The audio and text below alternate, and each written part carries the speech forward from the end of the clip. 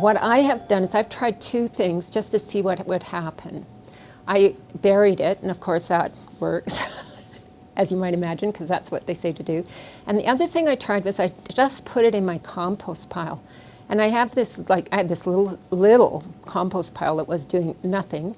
And I sort of took some of it off, poured the bucket in, put it back down, and stuck this compost thermometer I have in it. And within about 2 or 3 days, the compost was nicely heating up, which it hadn't done before.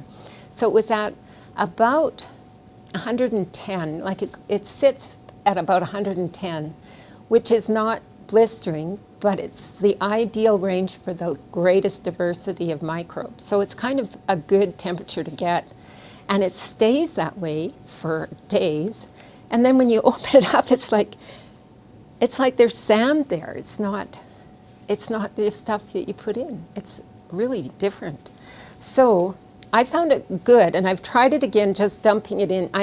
The first time I used a compost pile, and the second time I used one of those bins that, that you can get at the Recplex. So I had my some weeds and grass in the bottom, threw my bucket in, and then added some leaves from the fall on top, and the same things happened. So I think that's a good option.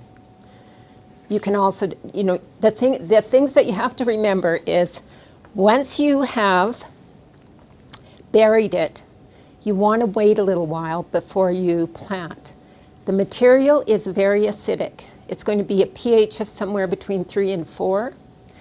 Our soils are generally very alkaline, so that's kind of a good thing. It'll balance us. We'll get a little bit of acidity into our soils, but it sort of stabilizes within about 7 days. After 7 days, you could put that material into a worm bin and the worms would be very happy. But if you put it directly into a worm bin, you might kill your worms because it's so acidic. So you have to be careful with that.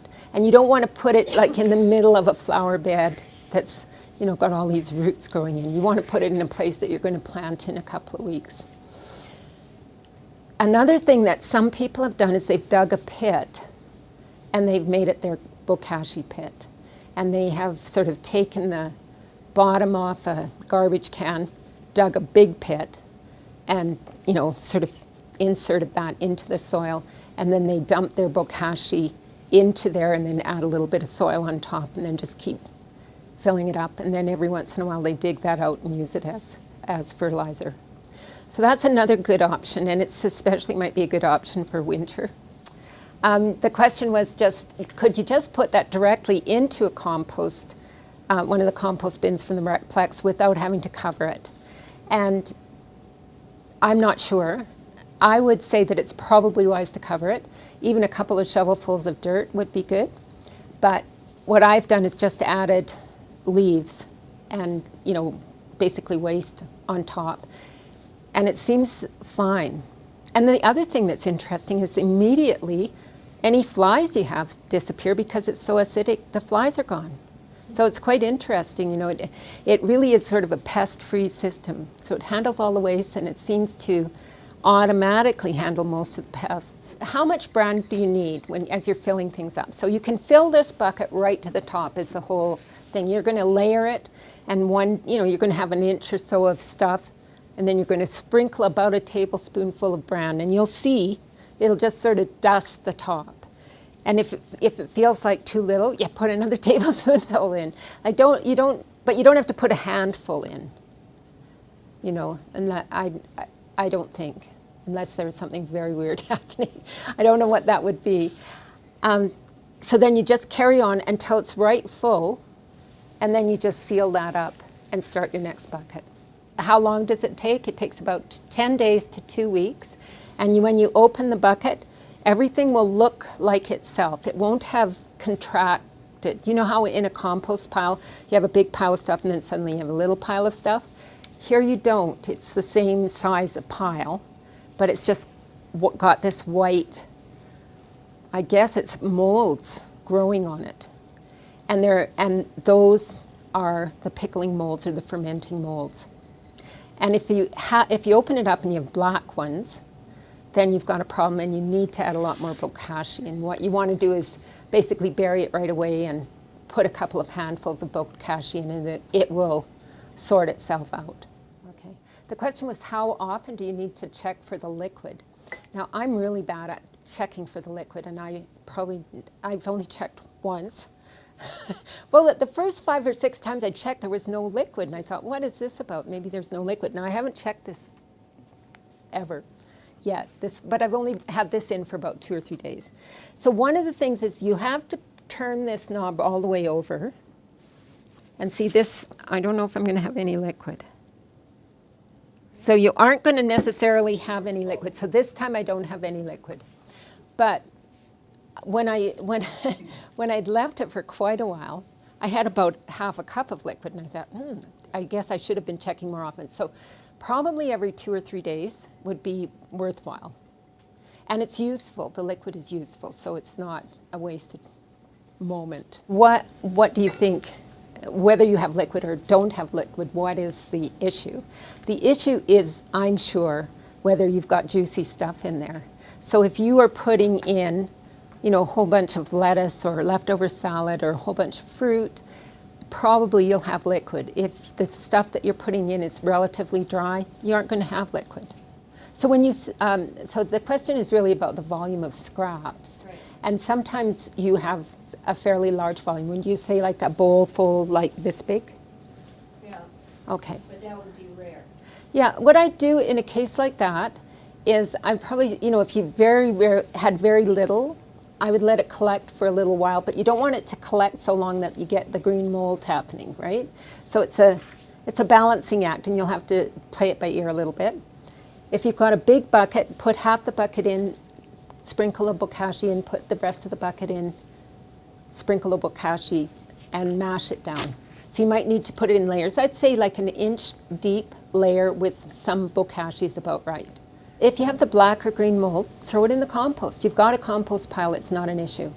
It's only an issue in this system because you've got a type of microbe that is going to fight with it, and you want these microbes to win. So you don't want them to have a battle that's going to... The system is better for people who have a lot of scraps. No, it works well for people who don't also. Yeah, because I don't have a huge amount of scraps. There's some times when I don't have anything for quite a while. You mean for days? Yeah. Yeah. So, and it's fine to leave it for days without adding anything to it. You can leave it for as long as you need to. So I'm just thinking, Leslie, if I have a few days in a row where I just have a small amount of scraps, is it all right if I just add that day's worth but don't add the bokashi until I have a little bit more? So add maybe 2 or 3 days worth of stuff and then add the bokashi? No, always, every time you add your scraps, you add bokashi. The pit problem is the only problem that's like the big problem. There's some people who are going to have problems all the time, like you may have problems all the time because they don't have a garden. There's other people who are going to have problems in the winter because it's frozen, and you're not going to be digging a pit in the frozen ground. If your bokashi, if the stuff that you make, all this stuff, all this fermented material, if it freezes, it doesn't matter. So what you can do is take one of those garbage cans that you used to have before we got the roll-out bins and make it your bokashi bin over the winter and just dump yourself in there. It can stay outside. You don't have to worry about making it super anaerobic, nothing. You just keep filling it up until spring, and then in spring it's a big pit that you need to do, or add it to your compost anytime. And it might heat your compost up, it might not, but it doesn't matter. Because during the winter you've got that freeze-thaw action, and that will be breaking things down. If you are going to be holding a significant amount of material for any significant amount of time, then probably just push a plastic bag on top of the material and seal it up, just so that you don't have anything happen. But it'll be just the same as that. It's just going to be a bigger bucket. But you might want to partner with someone who... That's what I was going to say. Yeah. It's one of the things moving forward is I'm going to be trying to find some places, whether with, I'll be talking to the Parks Department and things like that. We're going to try and find a few places for people such as yourself who have limited space that if you do need to get rid of it, we're going to try and find some places for you guys to be able to bury stuff as well. So I'll be keeping in touch with you guys along the way. The question is whether you could add yard waste to the bokashi bucket. Yes, you can. You can add yard waste to the bokashi bucket, and it does ferment the waste. My personal feeling is that it might be on the expensive side if you start doing that as your main way of dealing with your yard waste, because the Bokashi brand is not free, and you would need, like it depends on how much waste you have. I have a fair amount, so I can imagine going through pounds and pounds of it. But if you've got something that's like a particular problem, some sort of weed or something, stewing it, this fermenting process would be useful. So you could put dandelion seeds in Yes. and they would be killed. Well, they'll be pickled and they aren't going to germinate after that. And it's highly acidic. It's like 3 or 4 pH. So it does damage the seed.